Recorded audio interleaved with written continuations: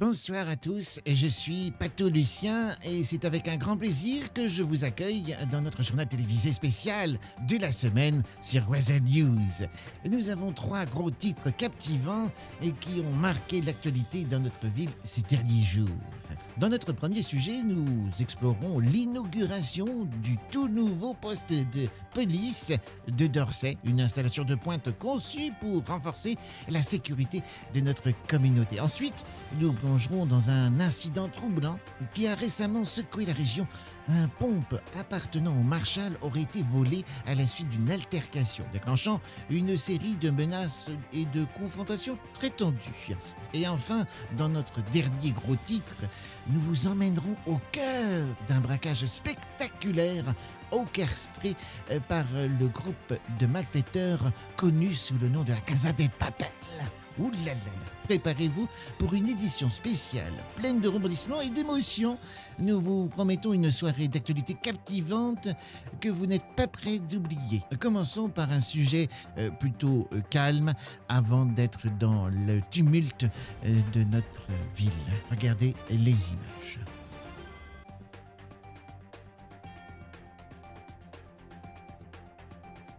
Dans notre premier sujet, ce soir, nous mettons en lumière l'inauguration d'un nouveau poste de police à Dorset. Une avancée majeure dans les efforts de maintien de l'ordre de la LSPD. Cette nouvelle installation conçue pour répondre aux besoins croissants de la communauté et des forces de l'ordre promet d'apporter des améliorations significatives à la sécurité publique. Ce nouveau poste de police représente bien plus qu'un simple bâtiment. Il incarne l'engagement de la LSPD envers l'innovation et l'efficacité opérationnelle en divisant les équipes entre le nouveau poste de Dorset et la mission RAW. RAW. La LSPD vise à optimiser les ressources et à garantir une meilleure coordination entre les agents sur le terrain. Parmi les caractéristiques remarquables de ce poste, notons la présence de nombreuses nouveautés technologiques destinées à renforcer les captivités de la surveillance et d'intervention des forces de l'ordre. De plus, la présence de dortoirs, de salles de repos, d'une cuisine entièrement équipée et même de cellules dotées de lits et de toilettes offre un confort et une fonctionnalité essentielle pour les agents en service. Situé à proximité de la bijouterie, ce poste de police offre une présence stratégique qui permettra une réponse plus rapide en cas d'urgence. De plus, la présence d'un toit avec un héliport offre une capacité supplémentaire pour les déploiements rapides d'équipes spéciales et d'autres ressources en cas de besoin. Dans un environnement urbain en constante évolution, ce nouveau poste de police représente un pas en avant crucial dans la mission de la LSPD pour assurer la sécurité et le bien-être de tous les habitants de Los Santos.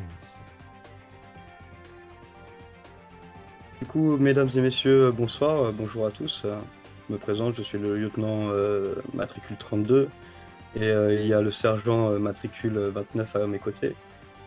Nous tenons déjà à exprimer toute notre gratitude envers le gouverneur et nous aimerions signaler également que tous les citoyens sont le bienvenu au LSPD. Nous accueillerons avec plaisir au Main Hall. Vous allez voir, nous allons vous accueillir avec le sourire. Notre deuxième sujet de la semaine, nous explorons un incident troublant qui a secoué la région.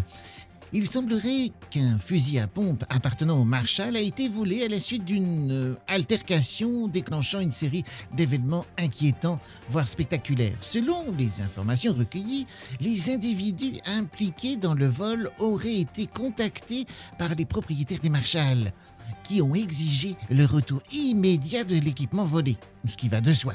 Dans une confrontation tendue, ils auraient été clairement indiqués que si le pompe n'était pas restitué, des mesures correctives seraient prises, y compris des menaces de nuire à l'hôtel et de procéder à une descente pour fermer ses portes.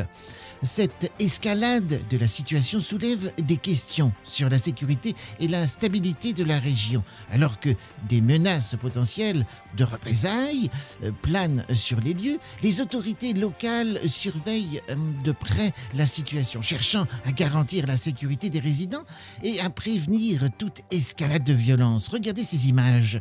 Dans un contexte déjà tendu, cet incident souligne l'importance de la vigilance et de la coopération entre les forces de l'ordre et la communauté de notre ville pour maintenir la paix et la sécurité.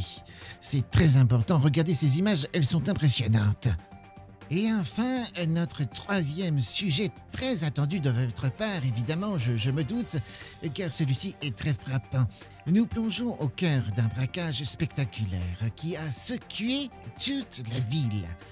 Pas moins de 15 otages, une intervention rapide des US Marshals et de la SPD, et un groupe de malfaiteurs notoires surnommé la Casa del Papel, qui semble avoir puisé peut-être une inspiration dans une série bien connue pour créer une identité criminelle sensationnelle. Ce groupe audacieux aurait cherché à obtenir des informations confidentielles sur le gouvernement. Et pour cela, ils ont changé d'épaule, car ils ont vu que c'était un petit peu bloqué. Ils ont décidé de s'attaquer à la Banque centrale, en espérant d'obtenir des plans détaillés.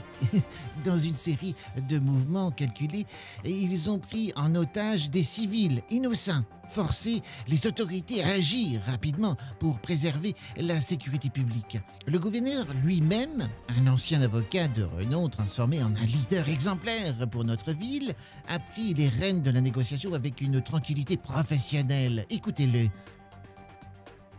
Il y avait 15 otages. Actuellement, il ne reste plus que 8. Les 7 qui ont été libérés vont bien, sont en bonne santé. Le mal leur a été fait, fort heureusement. C'est notamment l'intervention rapide des forces de l'ordre, les US Marshals comme le SPD. Il en reste donc 8. Ces messieurs voulaient des informations sur le gouvernement. Ils n'en auront aucune et ont donc préféré se rabattre sur notre Pacifique, la Banque centrale. La maîtrise de l'art de la négociation a été mise en avant, permettant des pourparlers constructifs tout en garantissant la sécurité des otages et des citoyens. Alors que les autorités travaillent sans relâche pour résoudre cette situation tendue, nous restons toujours en alerte pour toute nouvelle évolution dans cette affaire hors du commun signée la Casa del Papel. Voilà. Bon.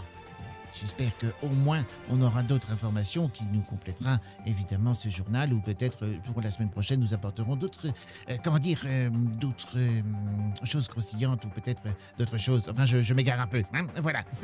Dans la continuité de notre sujet, nous avons reçu par la suite une information concernant la prise d'otages à la Brinks. 6 individus ont été arrêtés, dont 3 ont été identifiés. Voici leur visage, ajoutant ainsi une dimension plus concrète à cette affaire en plein essor.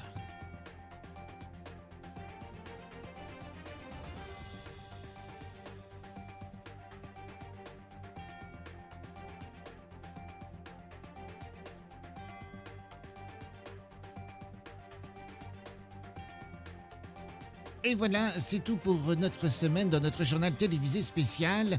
Nous avons parcouru ensemble une série d'événements captivants qui ont façonné l'actualité de notre ville ces derniers jours.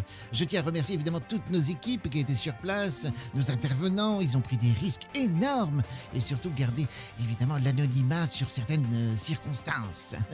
Nous espérons que vous avez trouvé ces histoires aussi fascinantes que nous. Restez informés, restez vigilants et rejoignez-nous la prochaine fois pour une autre édition palpitante de notre journal télévisé Oiselle News. Je suis Lucien Patou. Au nom de toute l'équipe du Oiselle, je vous souhaite une excellente soirée et une bonne semaine à venir en mouvement certainement. À bientôt.